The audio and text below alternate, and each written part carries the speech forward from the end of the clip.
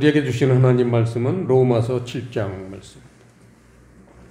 로마서 7장 6절 말씀 합독하시겠습니다. 이제는 우리가 얽매였던 것에 대하여 죽었으므로 율법에서 벗어났으니 이러므로 우리가 영의 새로운 것으로 섬길 것이요 의문에 묵은 것으로 아니할지니라. 오늘 본문 말씀 로마서 말씀은 우리 그리스도인들이 어떠한 모습으로 신앙생활을 해야 되느냐에 대한 지표가 되는 말씀입니다. 본문 말씀을 잘 들여다보면 전반부가 있고 후반부가 있죠. 그래서 전반부부터 보면요, 우리가 얽매였던 것에 대하여 죽었으므로 율법에서 벗어났다. 이게 무슨 말인가? 이 말씀을 바로 앞장 6장에서 지금 설명하고 있었던 거죠. 이제 7장 6절의 전반부에서는 이렇게 결론적으로 6장 말씀을 결론적으로 이렇게 인용했습니다. 그래서 로마서 6장 말씀을 좀 잠깐 보겠습니다. 2절에 보시면요, 그럴 수 없느니라. 죄에 대하여 죽은 우리가 어찌 그 가운데 더 살려. 죄에 대해서는 죽은 자, 이게 그리스도인이라는 겁니다. 3절 보시면 무릇 그리스도 예수와 합하여 세례를 받은 우리는 그의 죽으심과 합하여 세례받은 줄을 알지 못하느냐. 이래서 우리 교회 다니는 사람들 중엔 세례교인이 중요합니다. 교인이 다 똑같은 게 아니죠. 일반 교인이 있고 세례를 받은 교인, 세례교인이 이제 이를테면 좀 전통이 있고 오래된 교회들에서는 세례교인만 사실은 내부적으로 교인으로 생각합니다. 세례받지 않은 교인은 그냥 왔다 갔다 하는 교인이죠. 성전 마당 뜰만 밟는 교인이죠.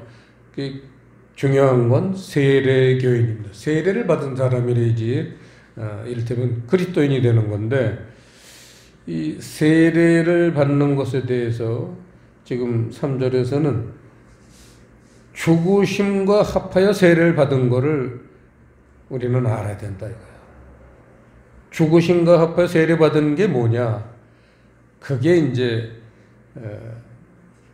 6절에 보시면 우리가 알거니와 우리 옛사람이 예수와 함께 십자가에 못 박힌 것은 죄의 몸이 멸하여 다시는 우리가 죄에게 종노릇하지 아니하려 합니다. 이렇게 세례교인들의 특징이 이제 죄에 대하여 함께 세례를 받은 거고, 그리고 또 5절에 보시면 만일 우리가 그의 죽으심을 본받아 연합한 자가 되었으면 또한 그의 부활을 본받아 연합한 자가 되리라. 이 세례라는 것은 죽으심과 합하여 우리가 세례를 받기도 하지만 또 그의 살으심을, 부활하심을 연합해서 그렇게 우리가 세례를 받은 거다. 이게 이제 그리스도인이죠. 그런데 이러한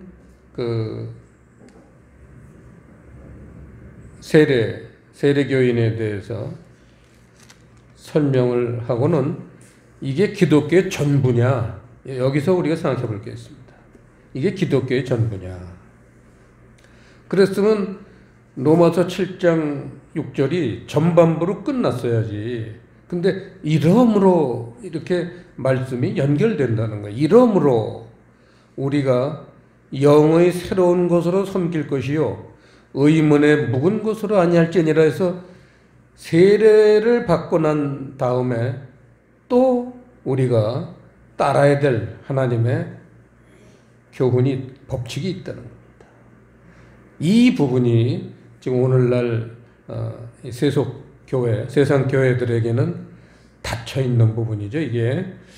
그래서 그냥 십자가를 통해서 그냥 구원받았다 이렇게만 이제 생각들을 하고 신앙생활을 합니다. 근데 우리가 생각해봐야 될 게 죄에 대하여 원천적인 해결을 한 것은 이거는 전반부에 해당됩니다. 소위 우편강도에 해당되는 겁니다. 우편강도가 천국을 갔느냐? 우편강도는 죄의 해결은 받았지만 천국은 못 갔어요. 여러분 이걸 알아야 돼요. 이게 오늘날 세상 교회들 온 세계에 똑같죠. 이게 닫혀있는 부분이에요. 죄의 용서를 받은 거 가지고 그리고 우편강도가 천국 갔다고 돼야 되잖아요. 파라다이스. 그런데 예수께서는 이 우편강도에게 내가 오늘 나와 함께 낙원에 있으리라. 파라다이스. 낙원을 얘기했어요. 천국은 절대 얘기하지 않았습니다. 왜냐하면 천국은 바울 사도가 말씀했듯이 3층 천으로 되어 있어요. 그 1층 천이 낙원이에요.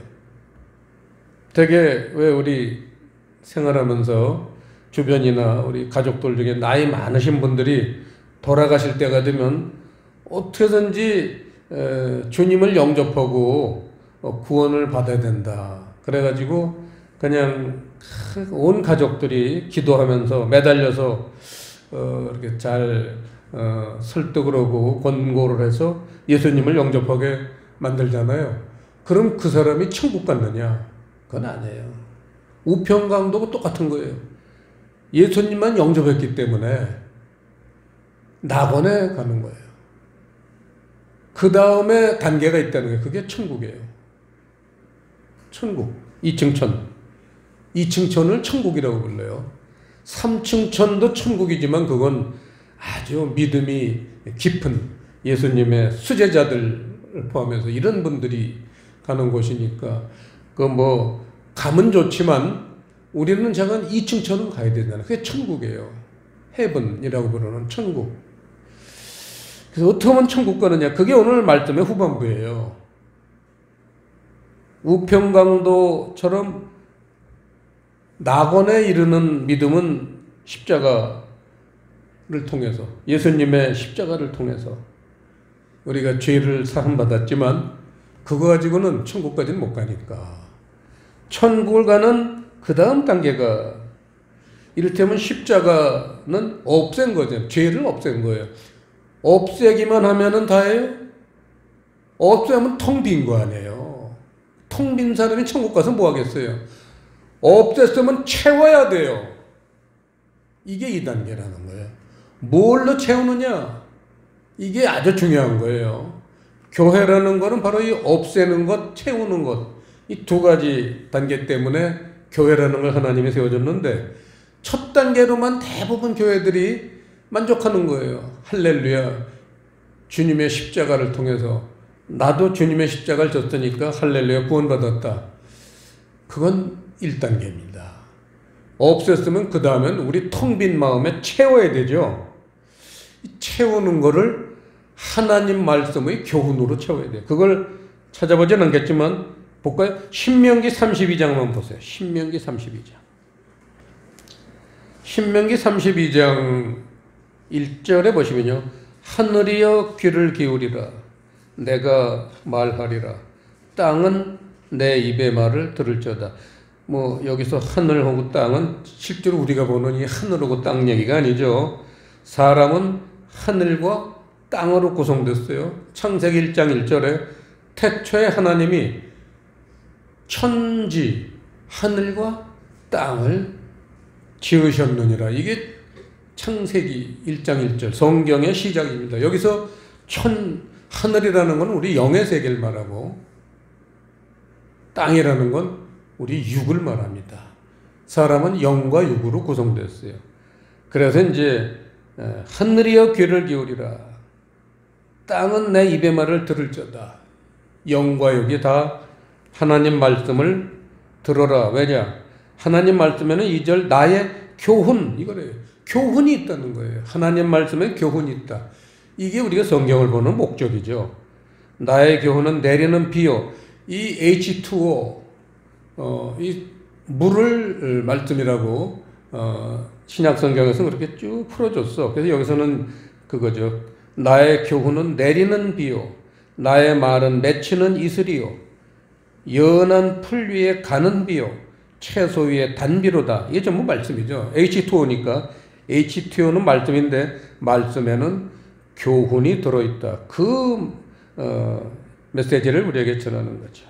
그러면서 이제 3절에 보시면 내가 여호와의 이름, 그 말씀, 교훈을 이름이라고 하고 말씀을, 그러니까 1절엔 이베말이라고 하고 2절엔 그걸 교훈이라고 하고 3절에서는 여호와의 이름이라고 말하고 4절에서는 그걸 반석이라고 표현하고 있습니다.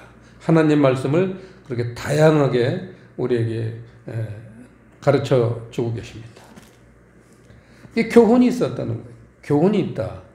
이것은 우리가 아주 명심해야 될 것. 여기서 이제 결국은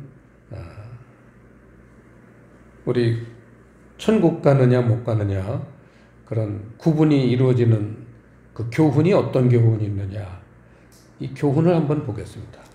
교훈 중에 가장 시금석이 되는 그러한 말씀이 이사야서 29장 말씀입니다. 이사야서 29장 11절부터 보시면요. 그러므로 모든 묵시가 너에게는 마치 봉한 책의 말이라. 그것을 유식한 자에게 주며 이르기를 그대에게 청하노니 이를 읽으라 하면 대답하기를 봉하였으니 못하겠노라 할 것이요.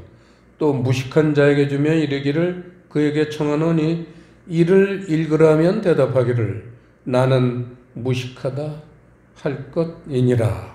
해서 이 성경책은 봉한 책이 될 수도 있다는 거예요. 여러분, 책이 봉해져 있으면 내용을 읽을 수가 없잖아요.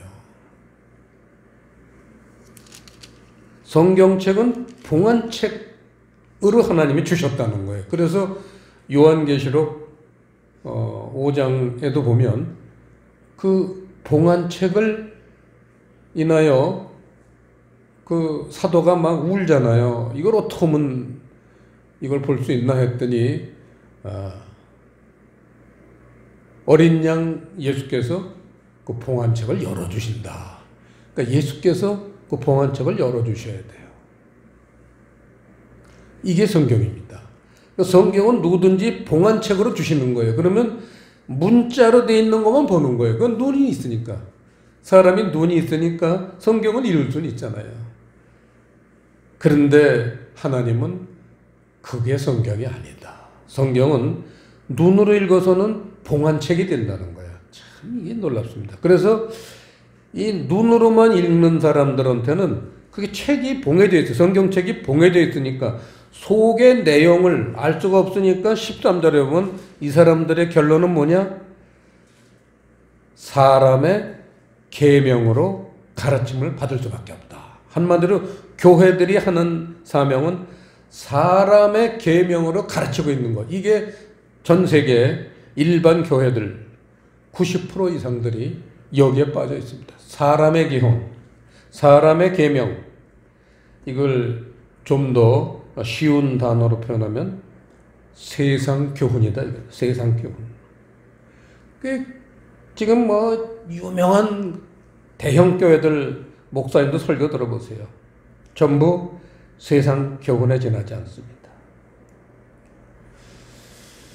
세상 교훈에 지나지 않는데 하나님 말씀을 이 봉한책의 속에 있는 내용이 뭐냐, 그걸 여기서 11절에 묵시라고 그래요. 묵시. 묵시라는 거는 이제 신약 성경에 오면 그걸 이제 계시라는 단어로 썼지만 똑같은 단어예요.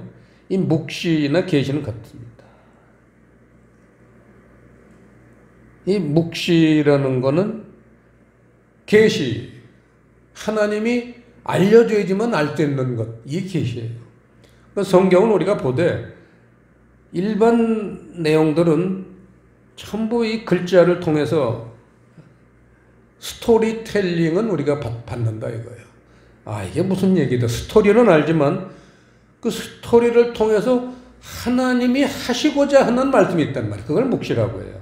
계시. 이 계시는 닫혀 있다는 게 사람들한테 봉안책이라는 거예요. 그래서 그게 닫혀 있는 사람들에겐 사람의 계명, 세상 교훈으로 밖에 가르칠 수밖에 없죠. 그런데 그거를 오늘 본문에서는 그 사람의 계명을 의문에 묵은 것이다 이렇게 표현을 했죠. 그리고는 또 하나가 있죠. 자, 이러므로 우리가 영의 새로운 것을 섬길 것이요 의문에 묵은 것을 하니까. 의문에 묵은 것이라는 건 아까 말한 내용을 모르니까 눈으로만 이렇게 스토리를 아는 것, 이게 의문에 묵은 것이에요. 의문이라는 단어는 칠판에 보시면 있지만 그라마, 의문 또는 이게 영어 성경의 레터, 글자, 그러니까 글자대로만 읽는 거, 눈으로 글자대로만 읽는 거, 이거를 의문이라고 그래요. 그런데 의문만 있는 게 아니라 묵시도 있다는 거예요. 묵시. 이 묵시를 오늘 본문에서는 영의 새로운 것 이렇게 표현을 했어요. 영의 새로운 것. 이 영이라는 단어가 칠판에 보면 나오지만 푸뉴마라고 그래요. 영의 새로운 것. 그러니까 성경은 의문에 묵은 것이라는 부분도 있지만 영의 새로운 것이라는 부분도 있다는 거예요. 결국 오늘 말씀의 주제는 말씀에는 두 계보가 내려온다. 그거는 에덴 동산부터 내려오는 거죠. 그 두 계보는 오래됐습니다. 이를테면 성경을 보는 두 가지 시각에 대해서 얘기를 합니다. 가슴 아픈 얘기죠. 대부분의 사람들은 이 한 가지밖에 몰라요. 말씀의 두 계보 중에. 왜냐? 세상 교훈밖에 몰라. 지금까지 설명한 것. 봉해져 있기 때문에. 그런데 영의 새로운 것이 있다는 거. 이걸 이제 신약 성경, 우리 푸른 교회에서 이제 영적으로 해서 그러면 영적 하늘 교훈 이렇게 설명할 수 있습니다. 영의 새로운 것이라는 건 하늘 교훈이죠. 근데 그 하늘 교훈이라는 건 영적이고 아까 세상 교훈이라는 건 땅적 교훈이에요. 땅적 교훈. 대부분 이 땅적 교훈에 머물러 있습니다, 사람들이.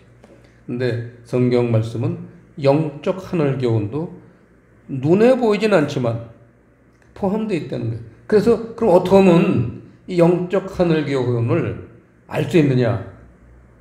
이 비결을 성경이 가르쳐 주시는 게 두 가지 말씀이었는데 하나는 로마서 11장, 하나는 신명기 29장입니다.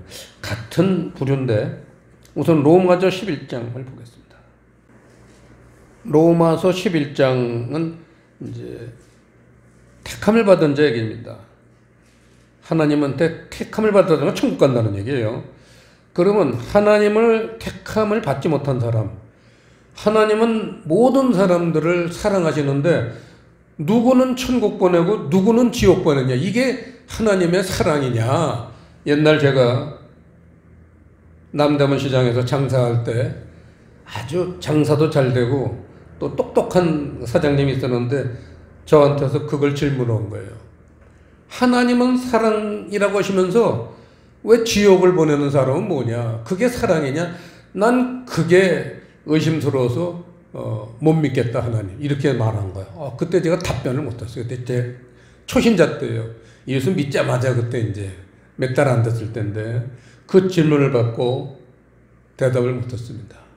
그러다 이제 거기서 장사를 하면서 2년을 장사했는데 2년쯤 됐을 땐 제가 이제 그런 원리를 알아서 그분한테 설명을 해줬어요. 그분이 나중에 신학교 갔어요. 의문을 하고 의심을 했던 그런 분. 난 오히려 그런 의문을 가지는 거는 좋다고 생각해요. 뭐에 대해서 궁금한 건 의문을 가져야 돼요. 그분은 아주 강한 하나님이 사랑이라 지옥은 왜 보내냐. 이런 의문을 가진 거, 이 중에 그분은 그것 때문에 결국은 주님을 영접하게 됐고 신학교까지 가서 죄정이 됐습니다. 이 11장에 택하심을 받지 못한 사람들의 이유가 뭐냐? 8절에 있다는 거예요. 이거 아주 지금 교회 다니는 분들한테는 정말 뼈가 꺾이는 심정으로 이거 8절을 봐야 됩니다. 8절 시작. 기록된 바 하나님이 오늘날까지 저희에게 혼미한 심령과 보지 못할 눈과 듣지 못할 귀를 주셨다함과 같으니라 이거예요. 그 이사야서 29장에 있었던 묵시, 하나님의 영적 교훈, 그 영적 교훈을 사람들이 교회를 아무리 다녀도 깨닫지 못하는 이유가 혼미한 심령과 보지 못할 눈과 듣지 못할 귀 때문이다 그거예요. 사실은 이 하나님이 사람들을 이렇게 창조하신 건 아니죠. 말이 안 되잖아요. 바보를 만드셨겠어요? 완벽하게 만드셨는데 에덴 동산에서 선악과를 따먹는 순간 이렇게 된 거예요. 혼미한 심령과 보지 못할 눈과 듣지 못할 귀가 돼버린 거예요. 그래서 뭐 만들어요? 이런 세 가지가 없어도 들을 수 있는 귀가 있어요. 그게 마귀가 하는 말을 들을 수 있는 귀. 그거예요. 하나님으로부터는 차단됐는데 마귀한테는 열린 거예요. 그게 에덴 동산 이후에 지금까지 인류들의 사는 방법입니다. 그러니까 천국을 못 가는 거예요. 그나마 그래도 자기 죄를 깨닫고 예수님이 그렇게 죄가 없으신 분으로서 내 죄를 지고 십자가에 죽으셨다. 그런 그 십자가에 대한 감동이 오는 사람들이 예수님을 영접해서 교회는 다니고 구원은 받았다고 하지만 그거는 천국까지는 못 가고 낙원에 이르는 그런 낙원도 특혜죠. 죄인이 낙원에 갔으니까. 자, 그래서 로마서 11장 8절에 대조되는 말씀, 밑에 관주에 있죠. 디귿에 보시면 관주에 이사야서 29장 10절 우리가 봤잖아요. 그 신명기 29장 4절도 있습니다. 이게 이제 대조되는 거죠. 아까 로마서 11장 8절에 대조되는 말씀이 신명기 29장 4절 말씀입니다. 29장 4절 시작. 그러나 깨닫는 마음과 보는 눈과 듣는 귀는 오늘날까지 여호와께서 너희에게 주지 아니하셨느니라. 출애굽을 해서 광야 40년을 지나면서 이게 세 가지가 없었기 때문에 전부 광야에서 멸망을 당했어요. 그랬는데 그나마 그 광야 길에서 20세 이하의 젊은 청년들 오고 정말 그 율법 말씀을 갖고도 그렇게 하나님 마음을 깊이 이해했던 사람들, 그런 사람들이 있어요. 그런 사람들이 오늘 여기 모압 땅에 도착해서 이런 말씀을 받으면서 이걸 주시는 거죠. 깨닫는 마음, 보는 눈, 듣는 귀, 이걸 주시는 겁니다. 자, 이 세 가지가 있어야지만 이를테면 영적 교훈, 하늘의 교훈을 받을 수 있다는 겁니다. 이 영적 하늘 교훈을 신약 성경에 들어오면 그걸 뭐라고 하냐면 진리라고 합니다. 진리. 진리를 신약 성경에서는 또 여러 말씀으로 표현을 했는데 진리는 그 복음이라는 것의 내용이 진리다 그랬어요. 복음하고 진리는 그래서 동격입니다. 이 진리가 결국은 구원으로 천국으로 인도하는 그런 세계가 된다 해서 로마서 1장 16절 잘 알잖아요. 내가 복음을 부끄러워하지 아니하노니 이 복음은 모든 믿는 자에게 하나님의 구원을 주시는 능력이 됩니다. 구원이라는 단어가 나와요. 천국이 나오는 게 드디어.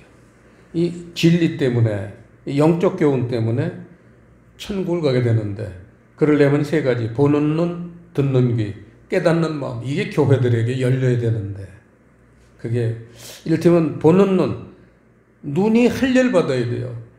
듣는 귀, 귀도 할례를 받아야 돼요. 마음, 깨닫는 마음도 할례를 받아야 돼요. 귀나 눈이나 마음은 할례를 받아야 돼요. 그래서 할례라는 건 얼마나 중요한지, 구약에만 중요한 게 아니에요. 신약에서도 이 할례를 받아야지만 하나님 말씀의 영적 교훈을 깨닫고는 천국 백성이 된다고 합니다. 대표적으로 하나만 보죠. 마음의 할례를 하나 보겠습니다. 로마서 2장. 얼마나 중요합니까? 마음의 할례를 얘기하고 있는 책. 로마서 2장. 로마서 2장 28절부터 보시면요. 대저. 표면적 유대인이 유대인이 아니요. 표면적 육신의 할례가 할례가 아니라, 보세요. 표면적 유대인이라는 거는 이를테면 눈으로 볼 때 표면적, 눈으로 유대인이라는 건 이제 하나님 백성이니까 눈으로 교인인 거, 교회 다니는 사람이죠. 교회 다니는 사람 얘기, 표면적 유대인. 표면적 유대인이 유대인이라는 건 하나님 백성입니다. 눈으로 이렇게 보이는 교인이 유대인, 하나님 백성이 아니라는 거예요. 교회 다니는 사람이 다 하나님 백성 아니라는 거예요. 29절. 오직 이면적 유대인이 유대인이며, 이면적이라는 건 내면적이에요. 교회를 다니는 사람 중에서도 내면적으로 유대인, 하나님 백성이 있다는 거예요. 그 사람이 유대인, 진짜 하나님 백성이다, 그 얘기예요. 그 내용이 뭐냐? 내면적으로 하나님 백성이 뭐냐? 할례는 마음에 할지니 신령에 있고 의문에 있지 아니한 것이라, 이겁니다. 할례는 마음에 해야 돼요. 아까 보면은 28절 육신의 할례. 지금도 유대인들은 태어난 지 8일 만에 할례를 합니다. 예수님도 태어난 지 8일 만에 할례 받으셨다고 성경이 있잖아요. 그랬다고 천국 백성 되는 거 아니다, 이거예요. 표면적 유대인이 유대인이 아니라는 거예요. 할례는 마음의 할례를 해야 되는데, 자, 마음의 할례는 무엇을 해요? 여기에 가장 성경에 중요한 단어가 있습니다. 마음의 할례를 받는 도구가 신령에 있고, 신령이라고 이렇게 번역이 되는데 이거는 아주 번역이 잘못되어 있습니다. 왜냐하면 이 원어를 보면 이 신령이라는 단어가 성경 저 두 번째 칠판에 푸뉴마예요. 영의 말씀, 이겁니다. 이 푸뉴마가 대문자로 쓰면 성령이죠. 인칭명사가 되니까. 하지만 소문자로 쓰면은 신령, 영이에요, 영. 영의 말씀. 영의 말씀으로 마음의 할례를 받는다. 영의 말씀이 아까 말한 영적 교훈이죠. 영의 말씀을 통해서 영적인 교훈, 영적인 하나님의 교훈이 우리에게 옵니다. 그게 바로 진리라는 거죠. 이를테면 우리가 영의 말씀을 통해서 진리를 깨달을 수 있는 통로가 되는 거죠. 그 진리가 우리를 구원으로 인도합니다. 이게 아주 간단한 논리인데도 이게 오늘날 교회에 닫혀있기 때문에, 이제 닫혀있지만 여러분 희망을 갖고 있어야 되는 게, 성경 끝에 보면 종말 얘기가 나와요. 종말이라는 게 뭐냐면 일곱인, 일곱 나팔, 일곱 대접, 이런 순서대로 종말이 오는데, 일곱 대접은 심판이니까 몰라도 돼요. 그 전에 우리는 천국 가니까, 구원을 받으니까 휴거 받습니다. 일곱 인, 일곱 대접, 일곱 인, 일곱 나팔, 이게 아주 중요한데, 이 인이라는 게 뭐냐? 진리예요, 진리. 복음이에요. 진리가 지금 닫혀있다고 그랬잖아요. 실제로 닫혀있어요. 지금 교회에 진리라는 단어를 쓰는 목사가 없어요. 제가 우리나라 200개 넘는 주일 설교하는 목사님들 설교를 조금씩 이렇게 한 2, 3분만 들여다보면 무슨 얘기인지 뻔히 아니까 조금 맛을 봅니다. 그러면 진리라는 단어를 쓰는 목사가요, 아직까지 제가 5손가락을 넘지 못해요. 그 수백 명 설교하는 목사님들 중에 그 설교하는 분들은 보통 방송국에 최소 300만 원 이상 돈을 내야지 설교가 되잖아요. 조그만 교회는 돈이 없어서 설교도 못해. 그렇게 자기네 교회를 선전하는데 진리라는 단어를 쓰는 목사가 5도 안 돼요. 몇 번 안 됩니다. 정말 몇 번 안 돼요. 근데 저는 개인적으로 이렇게 진리를 아는 목사를 많이 알고 있습니다. 또 진리라는 성도들을 수백 명을 알고 있어요. 굉장히 많이 알고 있습니다. 그러니까 우리나라는 희망이 있는 거죠. 진리가 지금 서서히 알려주고 있어요. 7인이라는 거는 진리의 말씀이 차츰차츰 퍼지는 걸 얘기해요. 차츰차츰 퍼지다가 그래도 진리를 모르는 사람들이 있으니까 나팔, 말씀을 마이크에다 대고 하는 거예요. 나팔이라는 게 진리를 강력하게 전파하는 거죠. 지금 7인 중에 어느 단계에 도달해 있느냐, 이거는 상당히 많은 사람들이 궁금해하고 있습니다. 하지만 여러분 이거 하나는 알아야 돼요. 7인 진리가 세상에 전파되는 건데 지금은 아직은 아니에요. 시작도 안 한 거예요. 이미 시작을 했으면 진리가 많은 교회들에게, 많은 사람들 진리란 단어가 나와야 되잖아요. 그 7인이 띄어지는 게 첫째 인이 띄어지는 건데 첫째 인의 특징이 뭐냐, 이걸 알아야 돼요. 첫째 인이 띄어지면요 누구나 알 수가 있어요. 왜? 거기 뭐라면 면류관을 받고 그렇게 돼서 흰 말이 등장하는데 계시록 6장 2절에 보면 흰 말이 등장하는데 그 흰 말의 특징이 뭐냐? 면류관을 받고 그리고 활을 들고 이기려 하더라 이거예요. 면류관을 받는다는 건 믿는 사람이건 안 믿는 사람이건 여러분 면류관을 한번 받아보세요. 다 알잖아요. 세상의 뉴스에 다 나올 거 아니에요. 이렇게 공개가 돼야 된다는 거예요. 아직은 면류관 받은 사람이 없어요. 그 면류관 받은 사람이 뭐냐면 소위 세계가 지금 종교가 통합하려고 WCC가 앞장서가지고 지금 추진하고 있습니다. 몇 년 전에 추진하다 코로나 때문에 지금 잠잠한데 이제 곧 또 계속이 될 거예요. 세계 종교가 통합되면요, 기독교냐, 천주교냐, 유교냐, 불교냐, 유불선, 선교냐, 이런 여러 종교 중에 세계적으로 가장 추앙을 많이 받는 사람이 종교 지도자가 되겠죠. 그 종교 지도자가 되는 걸 면류관이라고 그러는 거예요. 지금 우리가 잘 알지만 우리 개신교는 후보자가 안 돼요. 왜냐? 청와대에서, 대통령실에서 그 종교계 지도자를 초청하는데 개신교는 아예 부르지 않아요. 왜냐하면 다 지가 대장이라는 거예요. 장로교는 내가 대장이다. 순복음은 내가 대장이다. 감리교는 내가 대장이다. 한번 초청을 하고 쭉 연락을 해봤더니 한 20명 가까이 나를 불러서요 그러라는 거예요. 그러니까 청와대에서 개신교는 취소. 20명을 다 대장이 20명이 그게 대장이 될 수 있어요. 개신교는 대장을 뽑을 수가 없는 종교예요. 왜? 다 지가 잘났다 그러니까. 근데 딱 한 명을 대장으로 세워놓는 종교가 있어요. 여러분 아시죠? 그 사람이 종교 지도자가 될 겁니다. 그러면 전 세계 종교 통합할 때 종교 통합의 수장, 이게 면류관이에요.